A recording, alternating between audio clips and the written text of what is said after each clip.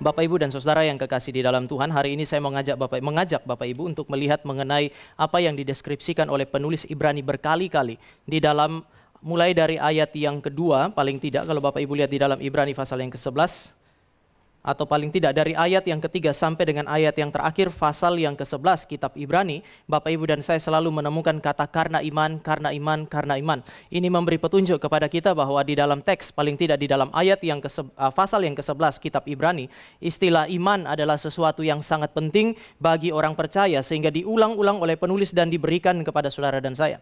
Setelah dia mendefinisikan apa itu iman di dalam ayat yang pertama dan ayat yang kedua, kemudian dia mulai memberi begitu banyak contoh dari perjanjian lama.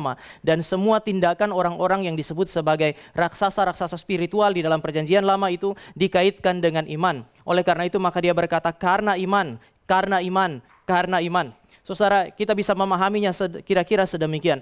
Iman bagi sang penulis adalah mesin yang menggerakkan berbagai tindakan. Sekali lagi, ini adalah mesin yang menggerakkan berbagai tindakan monumental dari raksasa-raksasa spiritual di dalam perjanjian lama. Saudara dan saya mengingat tindakan-tindakan yang begitu monumental dilakukan oleh Abraham, Ishak, Yakub, dilakukan oleh Habel dan seterusnya. Semua ini dilakukan karena apa? Karena ada iman yang sejati di dalam diri mereka. Ayat yang keempat sampai dengan ayat yang keempat di situ digambarkan karena iman maka Habel telah memberi yang terbaik bagi Tuhan. Ayat yang kelima sampai dengan ayat yang keenam, karena iman maka Henok telah hidup berkenan kepada Allah, bahkan dia disebut sebagai sahabat Allah. Karena iman maka Nuh taat dari dalam situasi yang tidak mungkin, buat bahtera yang besar di atas gunung itu sesuatu yang gak masuk akal, tetapi karena iman maka dia taat. Karena iman, maka Abraham dan Sarah itu sabar menanti janji Tuhan dengan pergumulan yang tidak mudah. Bapak Ibu dan saya juga bisa melihat bahwa karena iman, dua orang ini bersama dengan bapak-bapak leluhur Israel yang lain setia walaupun mereka belum mendapatkan tanah perjanjian itu. Ada banyak contoh-contoh yang saudara dan saya bisa lihat sebagai perbuatan-perbuatan yang baik, sebagai tindakan-tindakan yang mengekspresikan iman yang begitu luar biasa. Tetapi penulis Ibrani bilang itu karena iman yang telah dianugerahkan Allah kepada mereka. Imanlah yang menghasilkan kesaksian dan teladan yang baik dalam kehidupan umat Allah. Legasi yang ditinggalkan oleh Abraham, Ishak dan Yakub bertahan selama berabad-abad. Karena apa? Karena semua itu keluar dari iman yang sejati. Iman sejatilah yang membuahkan hidup dan tindakan yang kadang-kadang terlihat sederhana namun menyenangkan Tuhan. Dan karena ini lahir dari iman yang sejati, tindakan-tindakan yang kelihatannya sederhana itu seringkali sulit bagi Bapak Ibu dan saya untuk melakukannya. Taat itu kelihatannya sederhana, tetapi membutuhkan iman yang sejati yang terus melekat kepada Allah, yang menganugerahkan iman itu kepada saudara dan saya. Maka pada saat yang sama ketaatan adalah hal yang sulit. Kesetiaan adalah hal yang kelihatannya begitu sederhana. Namun karena ini harus dikaitkan dengan Allah yang menganugerahkannya kepada saudara dan saya, maka ini menjadi sesuatu yang sulit.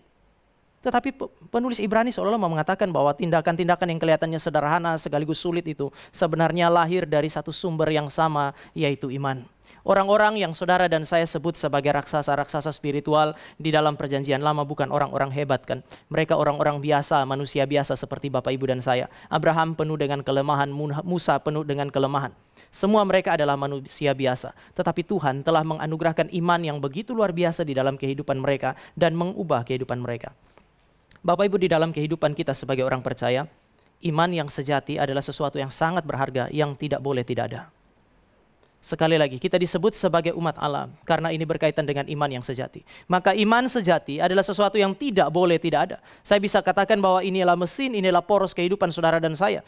Jika kita mengatakan bahwa kehidupan kita itu berporos pada Kristus, berpusat pada Kristus, satu sisi itu benar. Tapi di sisi yang lain, saudara dan saya harus memiliki iman yang sejati berkaitan dengan pengenalan terhadap Kristus. Cinta kepada Kristus yang melahirkan begitu banyak hal yang menyenangkan hati Tuhan dan mempermuliakan Tuhan. Ini tidak boleh nggak ada.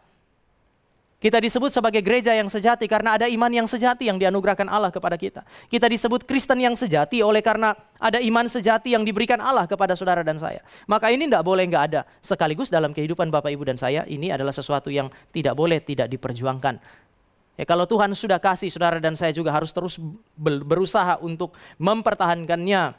Berusaha untuk supaya iman yang sejati itu terus bertumbuh di dalam kehidupan saudara dan saya. Dan jikalau mungkin biarlah itu menjadi sesuatu yang bisa saudara dan saya dalam tanda petik wariskan bagi generasi selanjutnya.